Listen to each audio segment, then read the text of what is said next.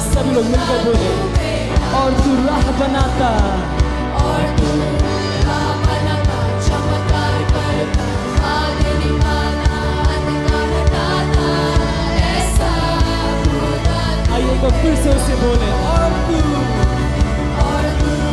राह बनाता, चमत्कार करता, आगे निभाता, अंधकार हटाता, ऐसा खुदा तू मेरा। और तू राह बनाता, चमत्कार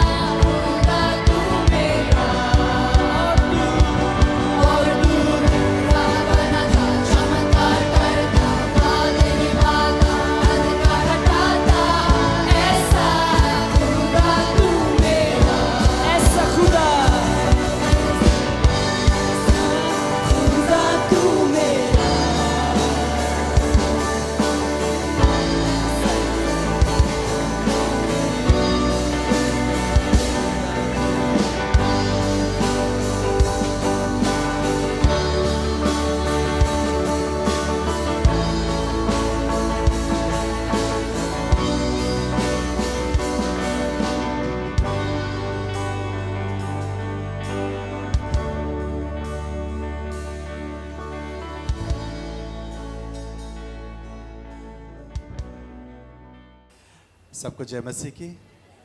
आप लोग सारे ठीक ठाक हैं? Praise the Lord. परमेश्वर का धन्यवाद हो। 2010 अगस्त 5 तारीख 2010 अगस्त 5 तारीख को पूरे विश्व में एक खबर फैल गया। उसी खबर यही था कि चिली देश में दक्षिण अमेरिका के एक देश में कुछ जो 60-62, मुझे याद नहीं आ रहा है कितने, पर 60-62 जो माइनर है जो कि नीचे जाके माइनिंग करते हैं, वैसे कोल का माइनिंग करते हैं। वो माइन जो है वो जिस लिफ्ट में जाते हैं, वहाँ पर लिफ्ट होता है, तो वो अटक गया और वहाँ पर कुछ धंस गया, वहाँ पर माइन धंस गया और वो लोग अंदर रह गए हैं और ऊपर से वहीं से बाहर नहीं निकल पा रहे हैं। अगर आप लोगों को माइनिंग के बारे में थोड़ा बहुत अगर पता होगा या पढ़े हुए होंगे तो ऐसा है कि ऊपर से ना पूरा सारा, नीचे तो पूरा गड्ढा नहीं कर सकते, पर ऊपर से क्या है नीचे खुद, जैसे हमारा यहाँ पर मेट्रो टनल खुदता है, वैसे ही मशीन जो है ना ऊपर से खुदता है और उसके बाद अंदर खोद के वो जो सामान जो है निकालता है, कोयला हो या तांबे हो या जो भी हो, जो माइंस या लोहे का पत्थर हो, उसको निकाल के वो बाहर ले जाता है। और वहाँ पर लोग जो काम करते हैं, मजदूरी जो काम करते हैं, वो लोग खाना वाना लेके वहाँ पर शिफ्ट होता है, 6 घंटा के 8 घंटा का शिफ्ट होता है, वो लोग वहीं जाते हैं। तो वैसे ही एक व्यक्ति जो है, उनका नाम है जोस हेनरिक बोल के, वो जो है एक व्यक्ति जो प्रभु में विश्वास करते हैं, प्रभु का अच्छा दास थे और आप और हम लोग जैसे परमेश्वर से प्रेम करते हैं वैसे प्रेम करने वाले थे, पर वहाँ पर नौकरी कर रहे थे और उनका काम था कि उसी खदान के अंदर जाना और पत्थर को वहाँ पर तोड़ना और उसी माइन से, वो कॉपर माइन जो था, उसी कॉपर माइन, तांबे का जो माइन था, उसमें से तांबे निकाल के बाहर लेना। और उनके साथ करीब 60-62 लोग उसी शिफ्ट में थे और उनके साथ काम कर रहे थे। अचानक जैसा ही वो जो लिफ्ट में थे, वो लिफ्ट धंस गया और वहाँ पर सारे के सारे वो लोग सोच रहे हैं कि कैसे बाहर आएंगे बोल के। अब बाहर आने के लिए कोई भी वहां से रास्ता उनके लिए नहीं था और वहां पर ऊपर जो है खबर करने के लिए कोशिश कर रहे हैं, ऊपर जो करीब 1 किलोमीटर 2 किलोमीटर ऊपर जो है, वहां पर उनको खबर करने के लिए कोशिश कर रहे हैं कि हमें बचाओ, हम लोग फंस गए हैं। और वहां पर मिट्टी के अंदर जो है, सिर्फ वहां पर वो गड्ढा नहीं था, अंधेरा नहीं था, पर वहां पर जो है, वहां पर गर्मी, अंदर जैसे जाते हैं गर्मी काफी होता है। वहां पर उन लोगों के लिए जितना खाना पानी लेके गए थे, वो सिर्फ 2 या 3 दिन के लिए खाना काफी मतलब सफिशिएंट था।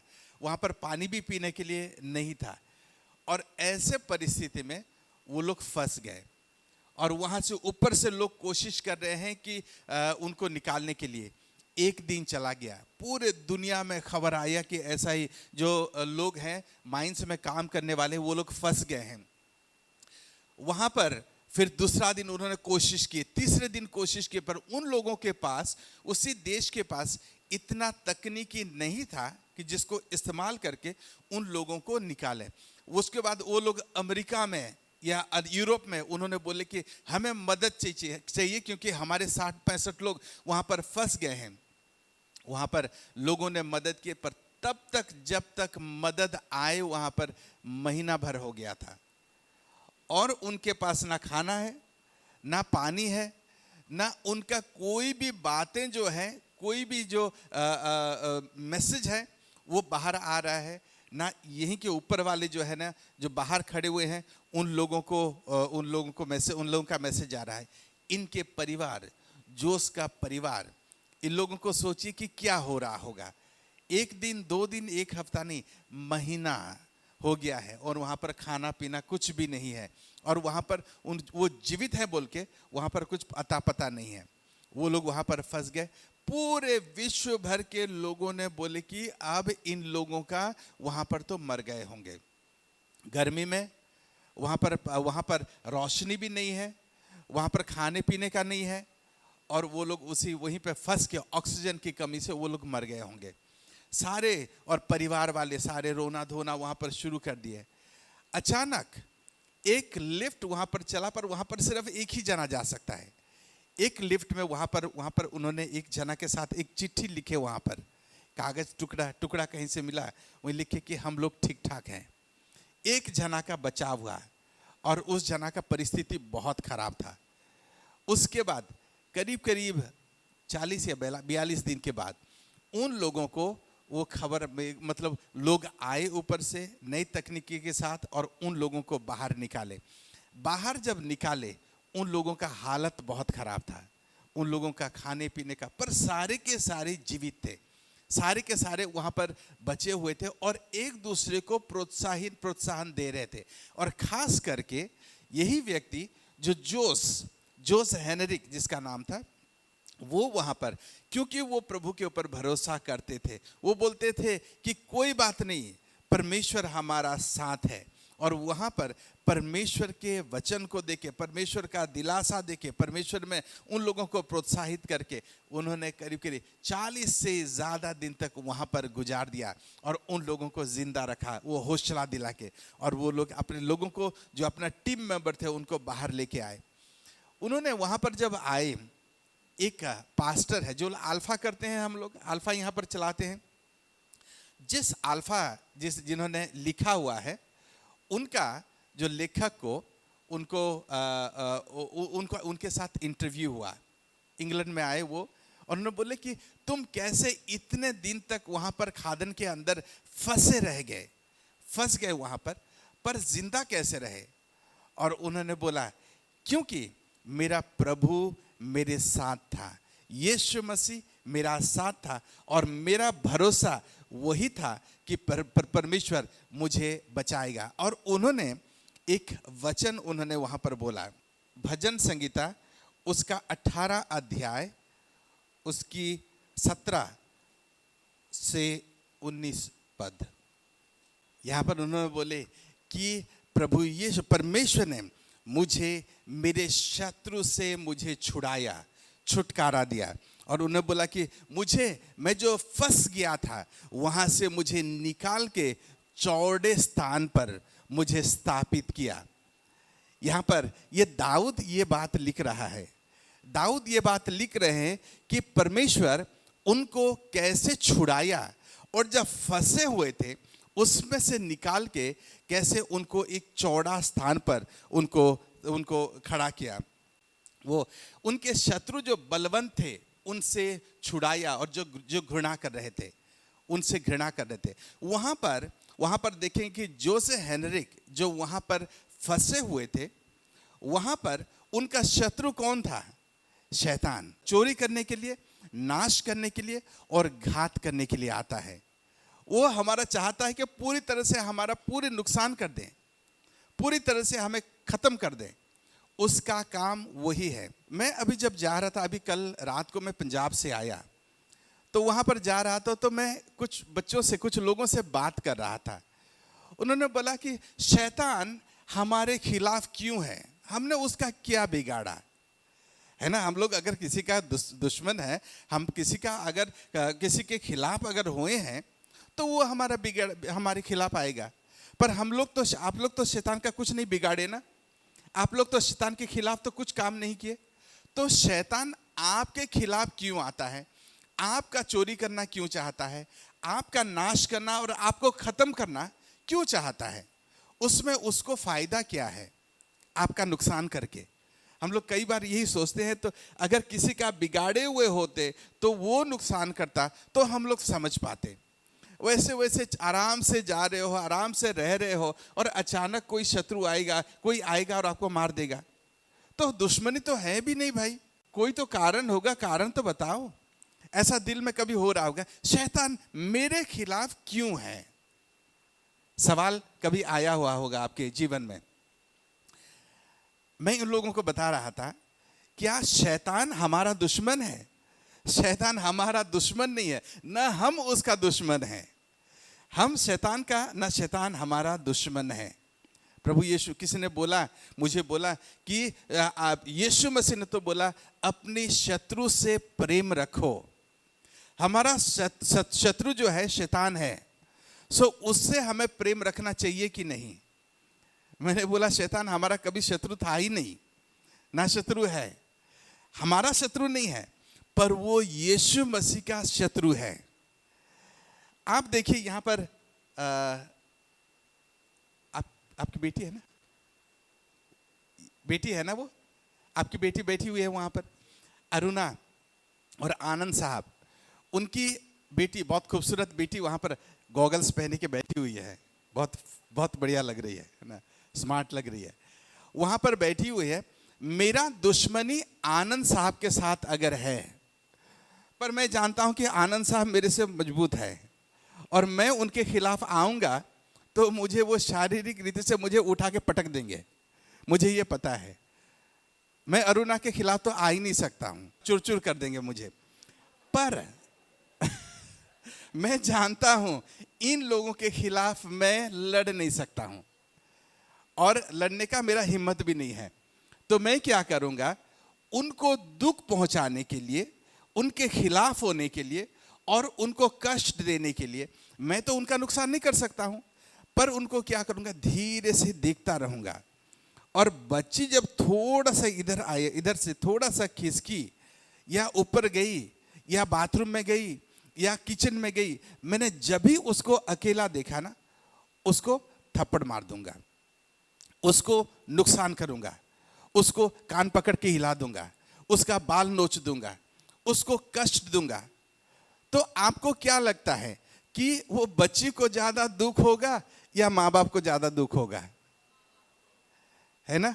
अगर मैं बच्ची को थोड़ा सा अगर छुआ, थोड़ा सा चांटा मारा, बच्ची को जितना दुख दर्द नहीं होगा, माँ बाप मेरे खिलाफ आ जाएंगे। क्या, क्यों हिम्मत हुई तुम्हारी, कैसे हिम्मत हुई कि मेरी बच्ची को छूने के लिए? चाहे मेरा अच्छा जितने भी दोस्ती हो उनके साथ, अगर उनको कुछ बोल दूं तो चलेगा, सह लेंगे, पर बेटी के ऊपर कोई हाथ लगाया ना, एक लौती बेटी है, बहुत मुश्किल से मिला हुआ है, और वो जो है ना, अगर मैं एक बार कुछ भी कर दूं, वो मेरा चूरमार कर देंगे, चूर-चूर कर देंगे। तो ये जो है ना, शैतान का वही काम उसका हमारी जैसा, हमारी तरफ ऐसा है। हम लोग जो है, हम यीशु मसीह के बच्चे हैं। यीशु मसीह हमसे प्रेम करता है। आपसे कितना प्रेम करता है? यीशु मसीह आपसे कितना, परमेश्वर आपसे कितना प्रेम करता है? जानते हैं कितना प्रेम करता है? वो बहुत ज्यादा, कितना बहुत ज्यादा होता है? कितना बहुत ज्यादा होता है? जिसने अपना एक लौता पुत्र को भी नहीं रख छोड़ा। यहां पर वही आनंद और अरुणा जी का बात कर रहा था, उनकी एक लौती बेटी है वो। पूछो दुनिया में ऐसे कोई बात है जिसके बदले अपने बेटी को अदल बदल, अपने बेटी को एक्सचेंज कर दें? ऐसा कोई चीज है? करोड़ों रुपया पूरे दुनिया आपको दे दे, उसके बदले बेटी को देंगे? नहीं देंगे। क्यों? क्योंकि बेटी का अहमियत आपके जीवन में सबसे ज्यादा है। उसके तुल्य, उसके कीमत नहीं है, उसका कीमत और किसी के साथ हम लोग नाप नहीं सकते। पर परमेश्वर ने आपसे इतना प्रेम किया, आपसे और मुझसे इतना प्यार किया कि उसने अपना एक लौता पुत्र, दूसरा नहीं था, एक लौता पुत्र जो सृष्टि से पहले, सबसे पहले से था, उसको उन्होंने, उसका शक्ल को भी देखा और आपका शक्ल को भी देखा। एक लौता पुत्र, किसी ना किसी को तो मरना है, आपको नहीं तो उसको, किसी ना किसी को मरना है। तो आपका शक्ल को, मेरा शक्ल को और अपना एक लौता पुत्र को देखा, और आपसे इतना प्रेम किया, मेरे से इतना प्रेम किया, उन्होंने बोला कि चलो मैं उसके लिए अपना बेटा को भी बलिदान कर देता हूं। ये सिर्फ एक माँ बाप समझ सकते हैं। आप लोग जो बिना शादीशुदा है ना, नहीं समझ सकते, पर माँ बाप वो लोग ही समझ सकते हैं। और उनका अगर एक लौता पुत्र या बेटा या बेटी है, वही लोग समझ सकते हैं कि एक लौता पुत्र को या बेटा को बेटी को वो बलिदान करना, दे देना तो दूसरी बात है, पर क्रूसूली के ऊपर मरते हुए देखना। जब यीशु मसीह, पिछले हफ्ते हमारे गुड फ्राइडे था, उसके पहले गुड फ्राइडे ईस्टर संडे था। गुड फ्राइडे जैसे दिन में परमेश्वर ने अपना बेटा को सूली में लटका हुआ देखा वहां पर, और उन्होंने देख नहीं पाया, उसका दर्द देख नहीं पाया, उन्होंने अपना मुंह मोड़ लिया। पर यीशु मसीह ने बोला, हे प्रभु, हे पिता, तूने क्यों मुझे छोड़ दिया है, त्याग दिया। उन्होंने यीशु मसीह को त्याग दिया। परमेश्वर ने हमसे इतना प्रेम किया, तो परमेश्वर जो है हमसे, यीशु मसीह जो है हमसे इतना प्यार करता है। और शैतान जानता है कि परमेश्वर हमसे बहुत प्यार करता है, इसलिए वो आपके खिलाफ, हमारे खिलाफ आता है। तो यहां पर लिखा हुआ है कि परमेश्वर ने हमें यहां पर बचाया। परमेश्वर हमें 3 प्रकार से हमें बचाता है, 3 प्रकार से। यहां पर और एक बात बोलना चाहता हूं, ही रेस्क्यूड मी, बाइबल में लिखा हुआ है कि वो हमें वहां पर निकाल के ले आया। इसका मतलब है कि निकालना कब पड़ता है, जब समस्या में घेरे हुए हैं, आप बाहर नहीं। ये सब बचाया नहीं, सिर्फ आपको गाड़ी आ रही थी और वहां पर आपको खींच लिया कि आपको एक्सीडेंट ना हो, ऐसा नहीं है। वहां पर आप लोग वहां पर फंसे हुए थे, हम लोग फंसे हुए थे। ऐसे परिस्थिति में हम लोग फंस गए थे और परमेश्वर ने वहां से हमें निकाला। हम लोग मैं अंबाला होते हुए गया, रजनीश यहाँ पर है। हम लोग एक बार शायद रजनीश भी थे वहाँ पर, अंबाला में, वहाँ पर मेन रोड में हम लोग थे, बस के लिए कुछ चीज़ के लिए इंतज़ार कर रहे थे। मैं, डॉक्टर जॉनथन, शायद रजनीश भी थे, मेरी पत्नी थी, और वहाँ पर बालन सागर और उनकी पत्नी दोनों वहाँ पर थे, और उनकी छोटी बेटी इतनी सी थी वहाँ पर। और वहाँ पर वो पूरन ढाबा बोल के एक फेमस ढाबा है, उसके सामने नाला, बहुत बड़ा नाला है, उसके नाले के ऊपर पत्थर रखा है। वो नाला बहुत गहरा है, पूरा शहर का पानी उसी नाले से जाता है। और वहाँ पर बच्ची वहाँ पर खेल रही थी। वहाँ 2 पत्थर जो है उसके ऊपर सिल्ली रखा हुआ था। ये सिल्ली के वहाँ पर थोड़ा सा हल्का सा इतना फासला था। तो बच्ची छोटी थी, उसी समय खेल रही थी वहाँ पर। अचानक क्या हुआ कि बच्चे वहाँ पर, उसकी पैर, उनकी बड़ी बेटी है, अभी बड़ी हो गई, डॉक्टर है, वो वहाँ पर, हम लोग देखते देखते वहाँ पर गिर गई। जैसे गिर गई, हम लोग तो वहाँ पर थे, तो याद है, वहाँ पर हम लोग वहाँ नहीं थे, वहाँ पर हम लोग वहाँ पर थे, देख रहे थे। अचानक उसके पापा जो है, मिस्टर सागर जो है, वो फटाफट अपनी बेटी को हाथ पकड़ लिया। पता नहीं कैसा हुआ, कैसे पकड़ पाए वो, पर हाथ पकड़ लिया। आधी वहाँ पर पूरा ही चली गई थी, वहाँ चली गई थी, वहाँ से निकाले वहाँ। अगर वही नाले में गिर जाती ना, तो उसका अता पता भी नहीं मिलता। तो वो जो है ना, ऐसे परिस्थिति में वैसे फंस गया था, हम लोग गिर गए थे, और वहाँ पर परमेश्वर ने हाथ हमें पकड़ लिया। हाथ पकड़ के हमें वहीं से धीरे धीरे उठाया, वहीं से और निकाला। जहाँ पर दाऊद बोलता है कि परमेश्वर ने मुझे मेरे शत्रु के सामने से, वहाँ पर जब फंस गया था, वहाँ पर मुझे निकाला। आपके बीच में हम में से कितने लोग हैं ऐसे जो है, हम लोग फंस जाते हैं। कई समय हम लोग फंस गए हैं, और जो फंस गया है ना, वो अपने आप को निकाल नहीं सकता। जो फंस गया है, उनको और किसी का, जिसको तरीका पता हो और जिसका ताकत ज़्यादा हो, उसको ऐसे जने का ज़रूरत है जो इनको खींच के निकालें और उसी परिस्थिति से उनको पूरी तरह से बाहर ले आए।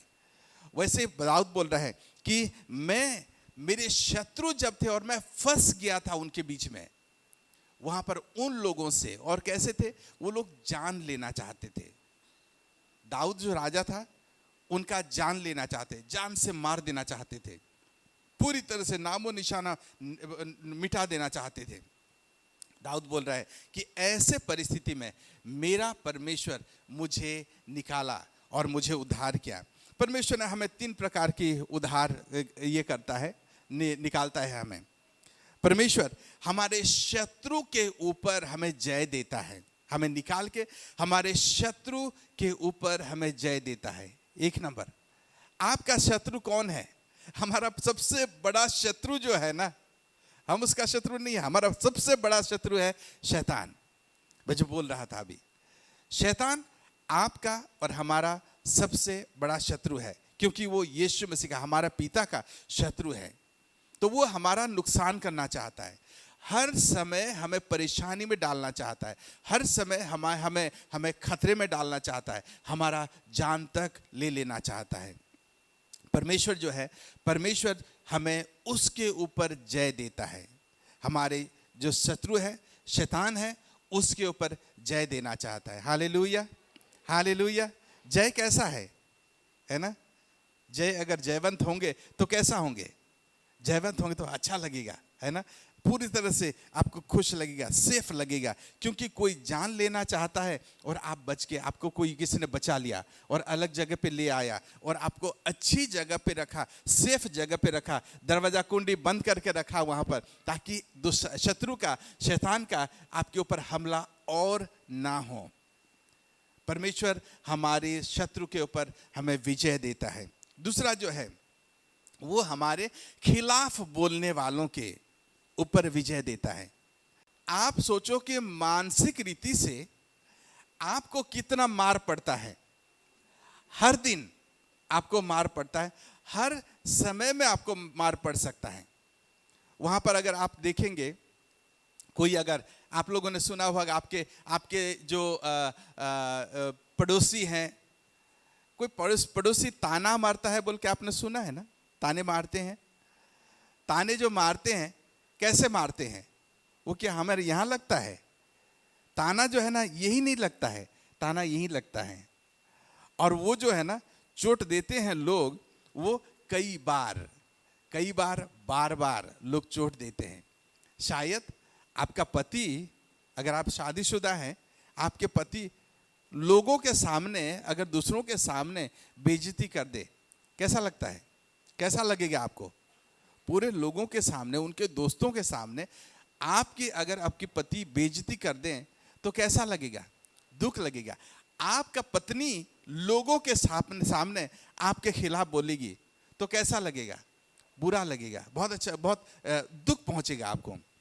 कोई आपको बोल दे, इसका शक्ल सूरत तो ठीक नहीं है, ये तो अच्छी नहीं है, ये तो वैसी है, ऐसी है। अगर आपके खिलाफ कोई अगर हर समय बोलते रहे तो आपको बुरा जरूर लगेगा। और वो यहाँ पर नहीं लगता है। यहाँ पर क्या है कि जल्दी ठीक हो जाता है, थप्पड़ बहुत जल्दी ठीक हो जाता है, वो दर्द जल्दी मिट जाता है। पर जो अंदर जो लगता है ना, वो सालों साल तक रहता है। कई लोगों के जीवन में चोट लगा हुआ होगा, आपके जीवन में चोट लगा हुआ होगा। शायद आपके पिता ने या आपका माता ने आपको चोट दिया, आपके दोस्तों ने, आपका भाई बहन ने आपको चोट दिया, शायद आपके पड़ोसी ने आपको चोट दिया। चोट कई किस्म के हो सकते हैं। आपके खिलाफ हो सकता है, आपके शारीरिक खिलाफ हो सकता है। कई लोग आपको एब्यूज कर सकते हैं, लड़की को एब्यूज कर सकते हैं, कोई गंदी बातें बोल के, आपका बेइज्जती करके वो कर सकते हैं। चोट यहाँ पर जब लगता है ना, वहाँ पर बहुत दर्द होता है और वो दर्द ठीक होना बहुत समय लगता है। परमेश्वर यहाँ पर बोलता है कि वो हमारे इसी जो हमारे खिलाफ बोलते हैं, उनके खिलाफ, उनके ऊपर भी परमेश्वर हमें जय देता है। कैसे जय देता है? कि जो अगर बोल रहे होंगे कि परमेश्वर, मैं एक बात हमारे जीवन में, हमारे परिवार में एक फैसला कर लिया हूं कि परमेश्वर कि मैं किसी के खिलाफ कभी भी नहीं बोलूंगा। मैंने मेरे जीवन में एक तय कर लिया, मैं किसी के खिलाफ नहीं बोलूंगा। कई कोशिश करता हूं मैं कि लोगों के खिलाफ नहीं बोलने के लिए, क्योंकि मैं ये विश्वास करता हूं कि परमेश्वर ने हमें अपने शक्ल में, बाइबल कहती है, हमारी अपनी स्वरूप में बनाया हुआ है। और परमेश्वर ने ये भी बोला कि हमें अब्राहम की आशीष दिया हुआ है। बाइबल में कहता है कि परमेश्वर ने हमें अब्राहम की आशीष दिया हुआ है। एक दिन मैं पढ़ रहा था अब्राहम का आशीष क्या है, तो मैं वहां पर पढ़ रहा था, देखा कि परमेश्वर, मैं तुमको बढ़ाऊंगा, बहुत बड़ा जाति बनाऊंगा, मैं तुमको आशीष दूंगा। परमेश्वर का आशीष अब्राहम के लिए, बोले जो तुम्हें आशीष देगा मैं उसको आशीष दूंगा। मतलब तुम्हारे बारे में जो अच्छा बोलेगा, तुम्हारे बारे में जो अच्छा सोचेगा, मैं उसको आशीष दूंगा, उसको सफलता दूंगा। जो तुम्हें श्राप देगा मैं भी उसको श्राप दूंगा। अगर तो देखिए कि अगर कोई इंसान अब्राहम को श्राप देता है या अब्राहम के खिलाफ होता है, उसके खिलाफ बोलता है, तो परमेश्वर बोल रहा है कि मैं उसके खिलाफ हो जाऊंगा। तो अगर मेरे ऊपर अब्राहम की आशीष है, आपके ऊपर अब्राहम की आशीष है, आपके खिलाफ अगर मैं बोलूंगा, आपको बुरा भला बोलूंगा, आपके खिलाफ सोचूंगा, तो क्या परमेश्वर का वायदा क्या है कि तो आपको जो श्राप देगा परमेश्वर उसको श्राप देगा। तो मैं आपको श्राप दिया, मैं आपको बुरा भला बोला, तो परमेश्वर मेरे खिलाफ हो जाएगा। लोग खिलाफ हो जाएं तो कोई बात नहीं, उसको संभल सकते हैं। जिसका परमेश्वर ही खिलाफ हो जाए तो उसका तो और कोई चारा ही नहीं है। तो इसीलिए मैं सोचता हूं कि मुझे आशीष चाहिए, मुझे सफलता चाहिए। तो मैं परमेश्वर के लोगों के खिलाफ, चाहे वो नए नए प्रभु में आए हुए हों, चाहे वो कैसे भी हों, कैसे भी दिख रहे हों, कैसे भी कर रहे हों, कैसे भी बोल रहे हों, मैं उनके खिलाफ नहीं बोलूंगा, उनके खिलाफ नहीं जाऊंगा। क्योंकि मुझे परमेश्वर का अनुग्रह की, परमेश्वर की आशीष की, परमेश्वर की सफलता की जरूरत है। मैं लोगों के खिलाफ नहीं बोलने के द्वारा मैं अपने लिए परमेश्वर का दरवाजा, आशीष का दरवाजे को खोल दे रहा हूं। तो परमेश्वर का आशीष मुझे चाहिए। तो यहां पर जो परमेश्वर हमारे, मैं ये तय किया हुआ हूं कि मैं अपने बच्चों को मैं कभी भी नहीं बोलूंगा कि तू बदसूरत है। आप लोग देखते कि जब वो लोग हमारे पास आए थे ना, उसी समय अभी आते वक्त बात कर रहे थे कि उनका शक्ल सूरत कैसा था, कैसे दिख रहे थे, पर फिर भी हमने बोला कि नहीं आप अच्छे। हर एक व्यक्ति का बुरा गुण भी होता है, अच्छा गुण भी होता है, अच्छाई भी होता है, बुरा, अच्छा चीज भी होता है, बुरा चीज भी होता है। तो हम लोग बुरा चीज को क्या बोले, हमारा फैसला है, बुरी क्यों बोले, हम लोग उसको क्यों देखें। बुरे लोग जो है ना पहले बुराई देखते हैं, अच्छे लोग जो है ना अच्छाई देखते हैं। तो हम लोग अच्छे होने का कोशिश कर रहे हैं, तो हम लोग अच्छाई को क्यों ना देखें लोगों का।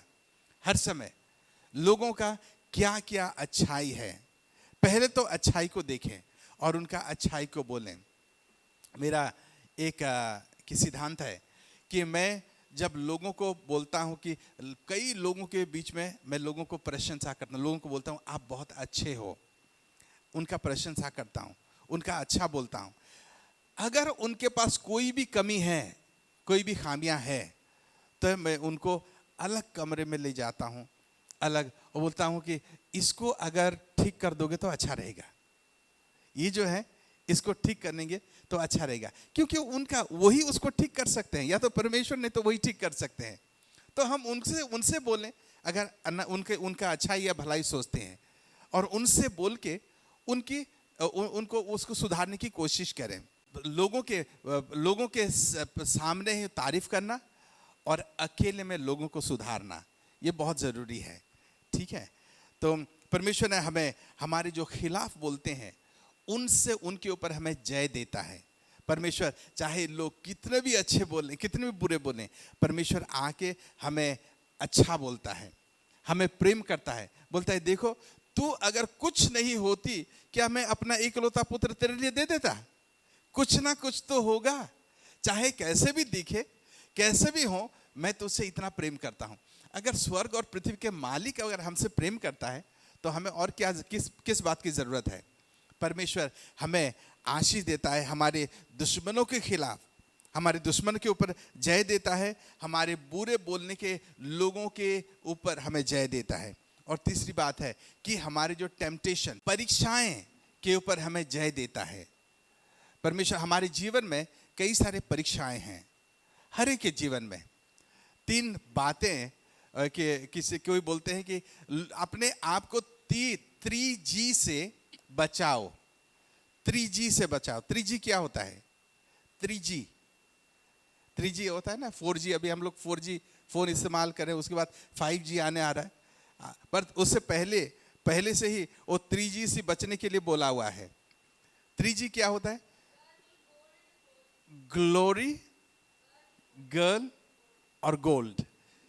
ग्लोरी, गर्ल्स और गोल्ड।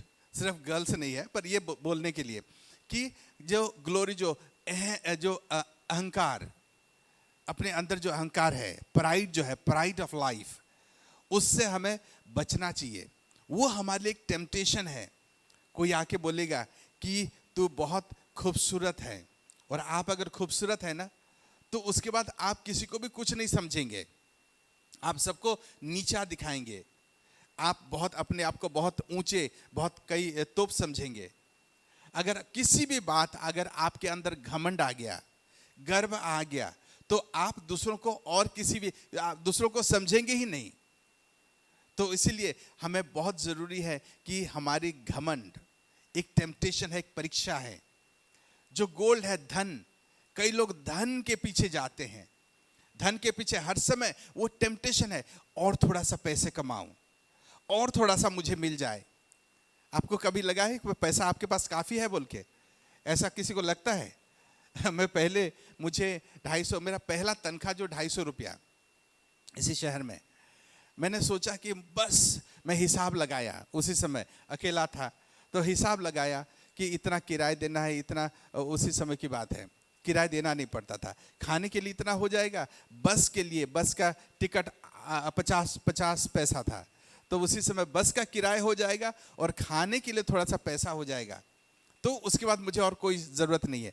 तो हिसाब लगाया तो मुझे करीब 200 से 250 रुपया मेरे लिए काफ़ी था उसी समय। तो मैंने बोला कि ठीक है, मेरा तनख्वाह पहला लगा, काम लगा, मुझे नौकरी लगी और 250 रुपया मेरा तनख्वाह हो गया। मांगा उतना मैं, क्योंकि मेरा ज़रूरत ही इतना था। पर 1 महीने के अंदर अंदर मुझे पता चल गया कि वो 250 रुपया मुझे कम पड़ रहा है। तो उसके बाद मैंने प्रार्थना किया और अपने मालिक के पास 3 महीने के बाद गया और बोला कि मेरा तनख्वाह थोड़ा बढ़ा दो। उनको पता चला कि 250 रुपया बहुत कम दे रहा हूँ, तो उन्होंने 500 रुपया कर दिया। 500 रुपया कर दिया तो मैं बहुत खुश हो गया। अभी 500 रुपया से मेरा गुजारा, 250 मेरा बजट था, अभी 500 हो गया तो बहुत बढ़िया हो जाएगा बोल के। कुछ थोड़ी दिन के बाद मुझे पता चला कि ये 500 रुपया भी कम पड़ जा रहा है। तो अभी मुझे लगा कि मैं 750 रुपया हो तो बढ़िया रहेगा। तो मेरा तनख्वाह 800 रुपया हो गया। उसके बाद अब मैं जाके मैंने सोचा कि इतना खुश हो गया, मुझे बहुत बढ़िया। अभी वहाँ पर जाके 800 रुपया भी कुछ महीने के बाद मुझे कम पड़ने लग गया। मुझे लगा, सोचा काश अगर और 100 रुपया होता ना तो मज़ा आ जाता। मेरा सब कुछ पूरा मेरा सब खर्चा हो के खर्चा करके मैं कुछ बचा भी लेता। 1200 रुपया तनख्वाह, 1250 रुपया तनख्वाह हो गया, वो भी कम पड़ गया। 12,000 हो गया कि अभी जितने भी पैसे हों कम पड़ता है। हम लोग बोलते हैं कि काश और थोड़ा सा हो जाए। ये हरि की कहानी यही होगा, थोड़ा सा अगर हो जाए, थोड़ा सा रेज मिल जाए। और कुछ लोग जो हैं सिर्फ सोचते नहीं, वो लोग उनके पीछे भागते हैं, पैसों के पीछे। कैसे पैसे बनाऊंगा? लॉटरी क्यों डालते हैं लोग? लॉटरी जो डालते हैं क्यों डालते हैं कि 10 रुपया का लॉटरी चिट भरेंगे, वहाँ से 1 करोड़ रुपया मिलेगा, क्योंकि सपना है कि बहुत ज़्यादा पैसा मुझे चाहिए। तो जो है ना, ये टेम्पटेशन एक परीक्षा है। परमेश्वर उसी से बचाता है। परमेश्वर हमें शत्रु से बचाता है। परमेश्वर हमें हमारे खिलाफ जो बोलते हैं, खिलाफ हो गए हैं, उन लोगों से जो ताने से बचाता है। और सिर्फ बचाता नहीं, उनके ऊपर हमें जय देता है। बाइबल में लिखा हुआ भजन संहिता 23 अध्याय, तू मेरे शत्रु के सामने मेरे लिए मेज को बिछाता है। किसके सामने? क्यों जरूरी है? आपको खाना ही तो चाहिए ना, मेज ही चाहिए। खाना एक बफे लगा देगा, बफे लगा के बोले धीरे धीरे बोले कि जाओ जाके आराम से कोने से जाके वहां पर खा लो, अपना पेट भर लो, तो परमेश्वर वही भी बोल सकता है। पर शत्रु के सामने, तुम्हारे शत्रु के सामने मेज को बिछाता लगाता है। इसका मतलब है सिर्फ परमेश्वर आपको तृप्त करना नहीं चाहता है, पर यह भी दिखाना चाहता है कि जो मेरे शरण में आते हैं, जो मेरे बच्चे हैं, उन लोगों की सिर्फ कमी होने नहीं दूंगा, ये नहीं है, पर दुश्मन को भी दिखाना चाहता हूं कि आशीष देने वाला जो है मैं ही हूं। क्योंकि बच्चा जो है इतना सारा खाना बना के बुफे नहीं लगा सकता है, माँ बाप ही लगा सकते हैं। हम लोग जो हैं अपने लिए बुफे नहीं लगा सकते हैं, सिर्फ परमेश्वर ही लगा सकता है। तो परमेश्वर ये बताना चाहता है अगर कोई इसके लिए कर सकता है तो मैं कर सकता हूं और उसको भरपूरी आशीष दे सकता हूं, ताकि लोग आपको और हमें जब देखें ना कि हम जयवंत से हैं, जयवंत से भी बढ़कर हैं, लोग जब देखें कि हमारा जो जरूरतें हैं उससे कई गुना पूरा होके भी हमसे बच जा रहा है, लोग देखें कि हमारी जो सामर्थ्य है उससे हम लोग सिर्फ बचे नहीं, पर हमारे शत्रु के सामने हम उससे भी हम लोग खड़े हुए हैं, तो परमेश्वर वहां पर यह बताना चाहता है। शत्रु देखेगा और बोलेगा कौन ऐसा है जो इसके लिए इतना कर रहा है, वो देखेगा परमेश्वर को, बोलेगा कि परमेश्वर का महिमा लोग करेंगे। परमेश्वर हमें देख के परमेश्वर का लोग बोलेंगे कि वाह, इनका परमेश्वर कितना महान है, कितना सामर्थ्य है, इनके लिए कितना कर सकता है। वही सोचेंगे। जब आप यीशु मसीह के पास आते हैं, मैं एक पास्टर ने मुझे बोला कि मुझे बहुत अच्छा लगा, पर उन्होंने बोला कि देखो परमेश्वर ने कभी हमें करोड़पति बनने का वायदा नहीं किया हुआ है, पर उन्होंने वायदा किया है कि हमारे हर एक जरूरतों को और जरूरत से ज्यादा वो देने के लिए वायदा किया हुआ है। हमारे हर एक जरूरतों को हमारे जेब में, हम आपके जेब में और आपके बैंक में लाखों रुपया का परमेश्वर प्रॉमिस नहीं किया हुआ है, वायदा नहीं किया हुआ है, पर यह वायदा किया हुआ है मेरे पास करोड़ों हैं, जब जब जरूरत होता है मेरे पास सिर्फ एक फोन खड़का देना, मैं आके तुम्हारा सब जरूरतों को पूरा करूंगा। अभी एक मेरी बेटी गई थी, उन्होंने बोली कि पापा मेरी वो गई हुई है, नैनीताल गई हुई है अपने कॉलेज फ्रेंड्स के साथ। वो बोली कि पापा मेरा पेटीएम में पैसे कम हो गया। मैंने बोला बस कितना पैसा चाहिए? उन्होंने बोला 81 रुपया, 81 रुपीज। उन्होंने मैसेज भेजा 81 रुपीज। मैंने बोला 81 रुपीज बोल रही है कि 81 रुपीज का कमी है पेटीएम में। मैंने उसको बोला कि 81 चाहिए, कितना चाहिए तुमको? उन्होंने बोला कि मुझे 81 चाहिए, पर ज़्यादा होगा तो अच्छा रहेगा। मैंने बोला 81 रुपीज़ भी क्या भेजूं? 81 रुपीज़, चलो 500 रुपया भेज देता हूं। परमेश्वर जो है ना, ये तो मैं तो शारीरिक पिता हूं, पर परमेश्वर जो है ना हमारे आत्मिक पिता है, और वो मेरे जैसा इतना कमज़ोर नहीं है, और मेरे जैसा लिमिटेड पैसे उसके पास है। वो बोलता है कि जो दुनिया, धरती और उसके अंदर जो कुछ भी है सब कुछ मेरा है, सारा सोना, हीरा मोती जो कुछ भी है उसका ही है। तो इतना अमीर परमेश्वर को आप अगर मांगोगे 81 रुपया, तो आपको 81 देगा क्या? नहीं, कितना जीरो लगा के वहां पर देगा परमेश्वर। क्योंकि परमेश्वर, बाइबल कहती है परमेश्वर हमारी संपन्नता में वो प्रफुल्ल होता है, खुश होता है। आप जब आपकी बढ़ोतरी हो तो परमेश्वर खुश होता है, आपका बढ़ोतरी चाहता है। जैसे हर एक माँ बाप जैसे अपने बच्ची का, अपने बेटी का, अपने बेटा का बढ़ोतरी चाहते हैं, अच्छे पढ़े लिखे हों, अच्छा नंबर रखें, अच्छा नौकरी मिले, अच्छा पति पत्नी मिले, अच्छे बच्चे हों, अच्छा उनके पास अच्छा धन हो, अपना घर हो। कौन माँ बाप है जो नहीं चाहता है? हर एक माँ बाप चाहते हैं। अगर शारीरिक माँ बाप होकर इतना चाहते हैं अपने बच्चों के लिए, तो वो तो सबसे अमीर परमेश्वर ऊपर बैठा हुआ है, और वो हमारा पिता है, वो कितना नहीं चाहता होगा। Hallelujah, hallelujah. ऐसे कोई परिस्थिति में आप फंसे हुए हैं? कोई ऐसा फंसा हुआ है? अगर आप फंसे हुए हैं, अगर ऐसे परिस्थिति में, दाऊद की जैसे परिस्थिति में आपके खिलाफ लोग बोल रहे हैं, ताना मारते हैं, लोग बोल रहे हैं कि ये तो कुछ भी नहीं है, और कभी कभार लगता है, हाँ यार सच भी लगता है कभी कभार कि इतने सारे लोग अगर बोल रहे हैं, मेरे अंदर तो कुछ ना कुछ तो ऐसा कमी होगा ही। तो कभी कभार ताने जो बोलते हैं ना, तो दुश्मन उसका विश्वास भी करने लग जाते हैं। अगर ऐसा परिस्थिति है तो वो सारे को भूल जाइए, उसके ऊपर परमेश्वर आपको जय देना चाहता है। हालेलुया, क्योंकि आपका पिता आपसे प्रेम करता है।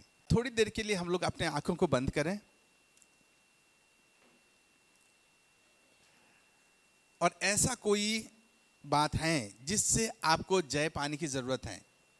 आपके शत्रु आपको परेशानी में डाला है और आप फंस गए हैं, वहां से निकल नहीं पा रहे। कई लोग जो है ना आर्थिकी तंगी में फंस गए हैं।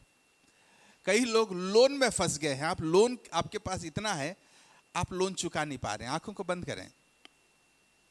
लोन नहीं चुका पा रहे हैं, पैसों की कमी है, कर्जा नहीं दे पा रहे हैं, आपके पास हर समय कमी ही कमी रहता है। आप ऐसे फंसे हुए हैं कि अपने ऑफिस में, ऑफिस के काम में ऐसे परिस्थिति में फंस गए हैं, कोई बुरे रिश्ते में फंस गए हैं जो आपके खिलाफ जा रहे हैं और आप सोच नहीं पा रहे कैसे इससे निकलूं। अगर आपके खिलाफ लोग बोलते हैं और वही आपके मन में घर बसा लिया है कि आप बुरे हैं, आप खराब हैं, आप अच्छे नहीं हैं, आप अच्छे नहीं दिखते, आप कमजोर हैं, आप छोटी जाति के, ऊंची जाति के हैं, या आप कोई भी, आप किसी भी काम की लायक नहीं है, आप तो पढ़े लिखे नहीं हैं, आप तो बेवकूफ हैं। लोग ऐसे जब बोले हुए हैं और आपके मन में ये घर बस गया है, परमेश्वर आपको इसके ऊपर जय देना चाहता है। या आप अगर पैसों के पीछे या रिश्तों के पीछे, लड़की के पीछे, लड़का के पीछे आप भाग रहे हैं और आप उससे निकलना नहीं जानते हैं, मैं आपके लिए प्रार्थना करूंगा। और परमेश्वर जो विजय से भी बढ़कर हमें विजयी करता है, वो आपको विजय देने के लिए, जय देने के लिए तैयार है। उसके ऊपर भरोसा करें, उसके ऊपर भरोसा रखें। वो आपका परिस्थिति को बदल देने वाला परमेश्वर है, आपको सामर्थ्य में भर देने वाला परमेश्वर है। आपको आपके जीवन में सिर्फ जय नहीं, पर आपके जीवन में वो आनंद और खुशी और वही सिक्योरिटी देगा जो आप पूरी तरह से अपने उसके शांति में वास करेंगे। आइए प्रार्थना करते हैं। ऐसा कोई है जिसके लिए मैं प्रार्थना करूं? कोई है? अगर हाथ उठाना चाहते हैं। ऐसा अगर परिस्थिति है आपका, आपने फंस गए हैं, आपके खिलाफ लोग ताने देते हैं और आपके मन में ये बस गया है, आप अपने आप को सोच रहे हैं कि मैं कमजोर हूं, मैं कुछ नहीं कर सकता हूं, आप सोच रहे हैं कि मैं किसी भी बात की लायक नहीं हूं, मुझे लड़का नहीं मिलेगा, लड़की नहीं मिलेगी, शादी नहीं होगी, ऐसे अगर सोच रहे हैं कि मैं आपके लिए प्रार्थना करूंगा। अपने दाहिने हाथ को अपने सीने के ऊपर, दिल के ऊपर रखें,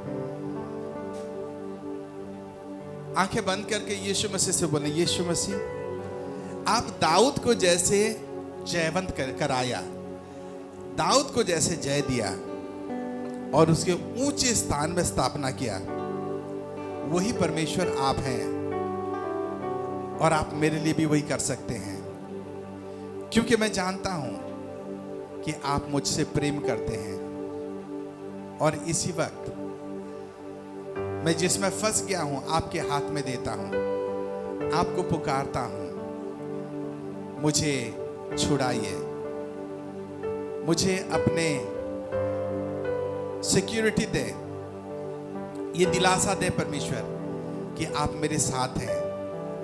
हर समस्या से, मुसीबत से, मुझे छुड़ाए। धन्यवाद मेरी प्रार्थना को सुना। प्रभु यीशु, इन लोगों के लिए जिन्होंने अपने दिल के ऊपर अपना हाथ को रखे हैं, कई समस्याओं से फंसे हुए हैं, कई परेशानी में है परमेश्वर, आर्थिक तंगी, मानसिक परेशानी, शारीरिक बीमारी, परमेश्वर यहीं पे फंसे हुए हैं। लोग उनको ताना देते हैं, कई उनके खिलाफ बोलते हैं, परमेश्वर दबे हुए हैं। आप परमेश्वर हमें छुटकारा देने वाला परमेश्वर, प्रभु यीशु मसीह के नाम से आपके सामने आते हैं और यीशु मसीह के नाम से हर एक प्रकार की जो दबाव है, यीशु मसीह के नाम से उनको छुटकारा देते हैं। परमेश्वर आपका आशीष उन लोगों के ऊपर आए, आपका छुटकारा उनके ऊपर आए यीशु मसीह के नाम से।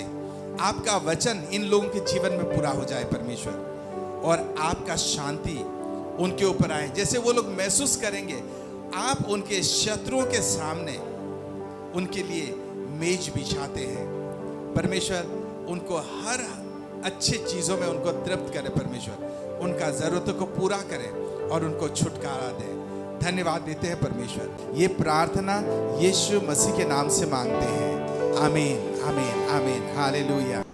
जैसे कि ये समय है अपना भेंट और दशमांश देने का, बाइबल हमें बताती है लूका 6:38 में कुछ ऐसा लिखा है, दिया करो तो तुम्हें भी दिया जाएगा, क्योंकि लोग अपना नाप दबा दबा कर और हिला हिला कर तुम्हारी गोद में उभरता हुआ डालेंगे, क्योंकि जिस नाप से तुम नापते हो उसी से तुम्हारे लिए भी नापा जाएगा।